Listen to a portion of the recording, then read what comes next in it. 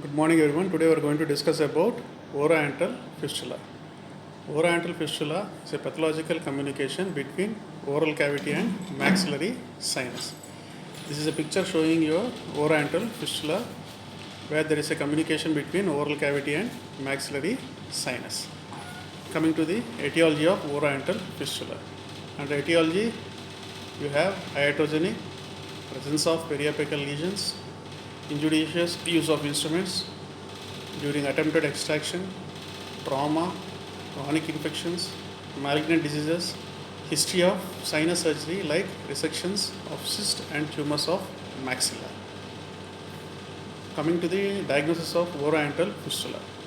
History of previous extraction, mouth mirror test, cotton wisp test, inspection, transillumination test positive, and finally under radiological you have IOPA and OPG. Coming to the management of oroantral fistula. If the size of the oroantral fistula is less than 2 mm, there is no need for any surgical intervention. It heals spontaneously. If it is larger than 3 mm, it requires surgical closure.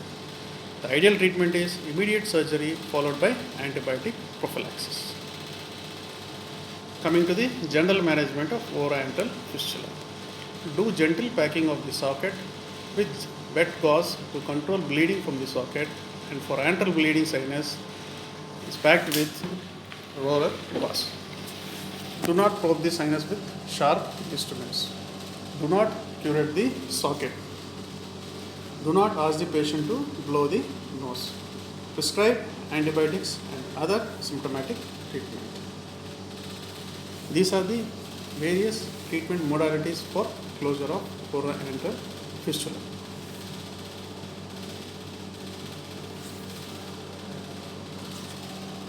Immediate closure. The mucoperiosteal flap, which is raised by reducing the height of the bony socket, is loosely sutured over the defect. This is the diagram showing an oroantral fistula. The incisions are given both anteriorly and posteriorly to your oroantral fistula. The mucoperiosteal flap is raised, the height of the bony socket is reduced, and the mucoperiosteal flap is closed over the oroantral fistula defect. This is called as immediate closure. Next, most commonly and widely used is von Rackermann's buccal advancement flap. In this flap, you have a broad base trapezoidal mucoperiosteal flap. It is created and is sutured over the defect. The broad base gives adequate blood supply to this flap. The disadvantage of this flap is there is a reduction of your buccal sulcus depth, and there is post-operative pain and swelling.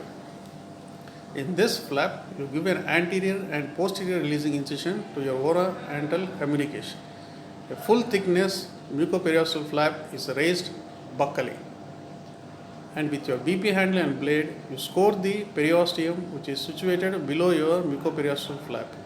The scoring of the mucoperiosteum is done so that the buccal side flap can be pulled towards palatally. Once required length of the flap is achieved by scoring of the mucoperiosteum, the buccal side of the flap is pulled palatally and sutured to the palatal mucosa. This is von Rackermann's buccal advancement flap. Next, we have a modification of the von Rackermann's advancement flap that is called as Moczar flap. It is recommended for edentulous patients. In this method, the buccal sliding trapezoidal mucoperiosteal flap is displaced one tooth distally is involved. The buccal sulcus depth is minimally influenced. Disadvantage: there is a greater amount of dentogingival detachment, and second disadvantage is it may give rise to periodontal disease in dentate patient. Next, you have palatal flap. The soft tissue lying either behind or in front of the defect is utilized. The bony base of the resultant palatal defect may be covered by pack. The rich blood supply of the palatal flap provides satisfactory healing. And this is Ashley's palatal rotational flap. The advantages are it is less vulnerable to rupture than buccal advancement flap because of the thickness of the palatal mucosa. It has adequate blood supply by greater palatine vessels. And another advantage is the buccal sulcus depth will remain intact.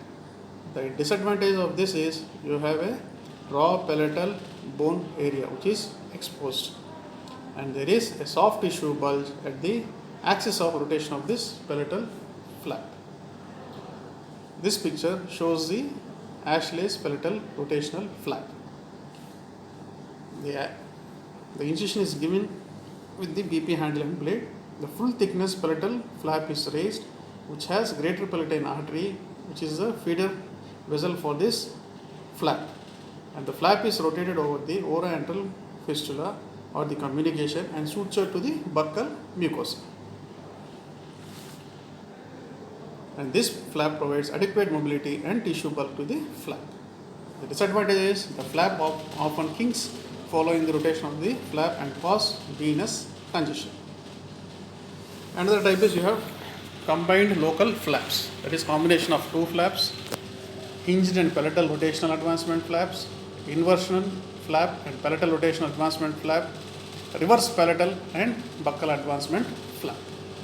So these are the pictures showing those flaps: combined, hinged and palatal rotational advancement, palatal reversal and buccal advancement flap. Next is another widely commonly used is pedicled buccal pad of fat.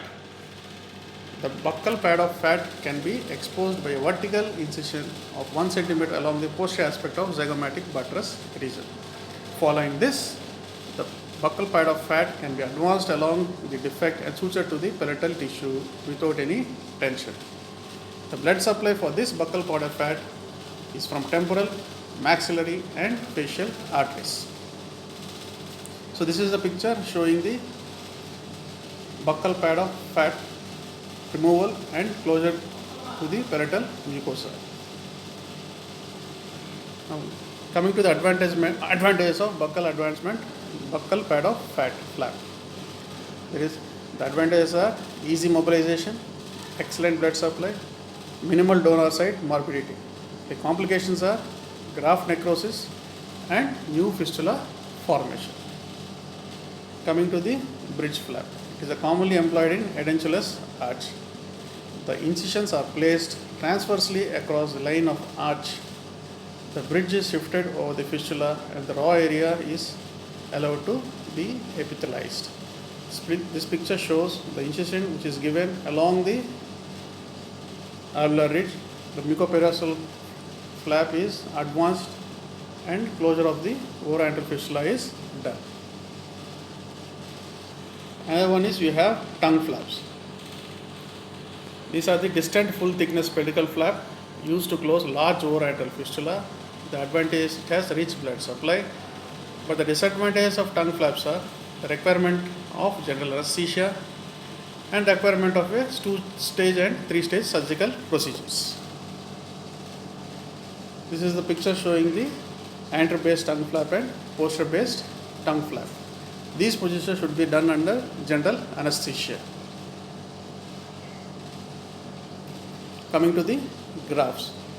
These are the different types of grafts which are used. Mainly autogenous, allogenous and xenografts. The examples of autogenous grafts are ilia crest, chin, retromolar area and zygoma. Coming to the allogenous grafts, you have collagen sheet, fibrin glue, gold foil, tantalum, PMMA and hydroxyapatite. The examples for xenografts are you have dermis, BioGuide and BioOS.